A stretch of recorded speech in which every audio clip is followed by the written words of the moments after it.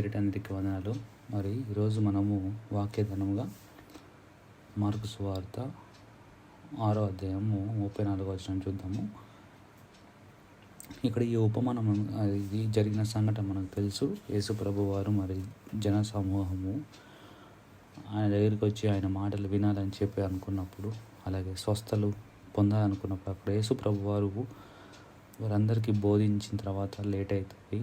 Late అయినప్పుడు late అవ్వడం అంటే చాలా టైం పడుతుంది, ఈవినింగ్ అయిపోతుంది. సో వాళ్ళని పంపించేయాలి, వాళ్ళ ఇంటికి వెళ్ళి తినాలి అంటే మరి ఇప్పుడు వెళ్ళి తినాలంటే వాళ్ళ ఇంటికి సురక్షితంగా వెళ్ళాలంటే మరి ముందే పంపించాలని యేసుప్రభు వారిని శిష్యులు అన్నప్పుడు యేసుప్రభు వారు అక్కడ ఏం చేస్తారంటే మరి ఎలా అని చెప్పేసి అక్కడ మరి మన దగ్గర ఏమైనా ఉన్నాయో మనం పెడదామంటే మనం ఇంతమందికి ఎక్కడ కొనుక్కొని వస్తాము అంత ఫుడ్ అంటే మరి మీ దగ్గర ఏముందని అంటే 5 రొట్టెలు 2 చిన్న చేపలు ఉన్నాయంటే సరే అవి తీసుకురండి అని చెప్పి యేసుప్రభు వారిని ఎత్తి మరి ఆశీర్వదించి ప్రార్థించినప్పుడు కృతజ్ఞతాస్తుతులు చెల్లినప్పుడు 5,000 మందికి 5 రొట్టెలు 2 చిన్న చేపలు పంచిపెట్టడం జరిగింది.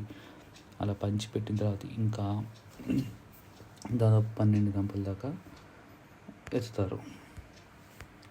సో ఆ విధంగా మరి జరిగిందనమాట. ఇది జరిగిన స్టోరీ.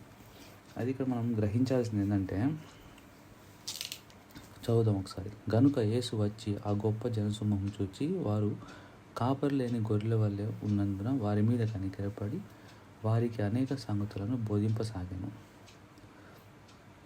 అనేక సంగతులు బోధించాను అంటే చాలా టైం పట్టుడిగా అనేక సంగతులు యేసు ప్రభు వారు చెప్పాడంటే సో అంటే చాలా టైం చెప్పుంటాడు వాక్యం.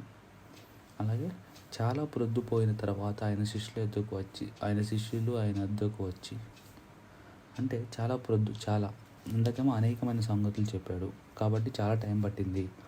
సో కాబట్టి ఈవినింగ్ అయిపోయింది.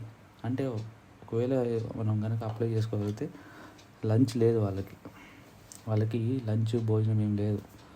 మొత్తం యేసయ్య బోధిస్తూనే ఉన్నాడు ఆత్మీయంగా. అలా అందరూ మరి ఎంత ఆకలికొని ఉంటారు, అంత ఆకలికొని ఉన్నా కానీ అంత ఆసక్తితో మరి వాళ్ళు వాక్యం విన్నప్పుడు యేసు ప్రభు వారు వాళ్ళ మీద కనికరం పడి వీరికి ఫుడ్ ఇవ్వాలి, మరి వీళ్ళు ఇప్పుడు ఇంటికి వెళ్ళి తిని కాదు, ఇప్పటి వరకు వీళ్ళు ఆత్మీయంగా ఇంతగా వాక్యం విన్నారు కాబట్టి వీళ్ళ జీవితాల్లో అద్భుతాలు చేస్తారని చెప్పి మీ దగ్గర ఏముందో చెప్పండి అని దేవుడు అడుగుతున్నాడు. ఇప్పుడు అంతమందికి 5,000 మంది, అది కూడా 5,000 మంది పురుషులని రాయబడింది. మరి స్త్రీలు ఎంతమంది వచ్చి ఉంటారో, పురుషులు స్త్రీలు వారితో పాటు మరి పిల్లలు ఎంతమంది వచ్చి ఉంటారో తెలియదు.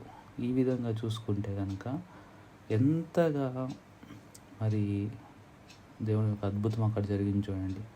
5 రొట్టెలు ఏంది, 2 చిన్న చేపలు ఏంది, 5,000 మందికి పైగా పంచిపెట్టడం ఏంది.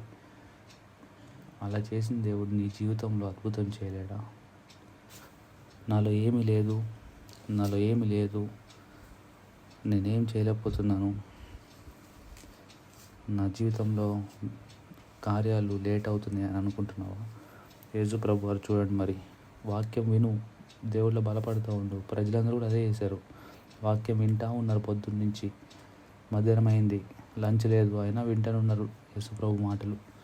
చివరికి యేసు ప్రభు ఎప్పుడు ఎవరు చేయలేనంత అద్భుతం ఆయన చేసి వెళ్ళాడు. అక్కడ అద్భుతం 5 రొట్టెలు 2 చిన్న చేపలు 5గురు కూడా సరిపోని దాన్ని 5,000 మందికి పైగా ఉన్న వారికి పంచిపెట్టడం అంటే మాటలు కాదు, అదొక మిరకిల్. ఆ విధమైన మిరకిల్స్ దేవుడు చేస్తాడు. కాబట్టి నువ్వు చేయాల్సింది ఏంటంటే ఆ ప్రజల్లాగా దేవుడి దగ్గర నుంచి నువ్వు నేర్చుకోవాలి. దేవుని వాక్యం చదవడానికి నువ్వు సమయం ఇవ్వాలి, దేవునికి ప్రార్థన చేయడానికి సమయం ఇవ్వాలి, దేవునితో రిలేషన్షిప్ అనేది ఏర్పరచుకోవాలి. అప్పుడు యేసు ప్రభు నీ మీద కనికరపడతాడు. అప్పుడు యేసు ప్రభు నీ మీద అద్భుత కార్యాలు చేయడానికి రెడీగా ఉన్నాడు ఆయన. కాబట్టి దేవునితో రిలేషన్షిప్ కలిగి ఉండు. అసమయమందు ప్రతిదినము టైం పెట్టుకోండి.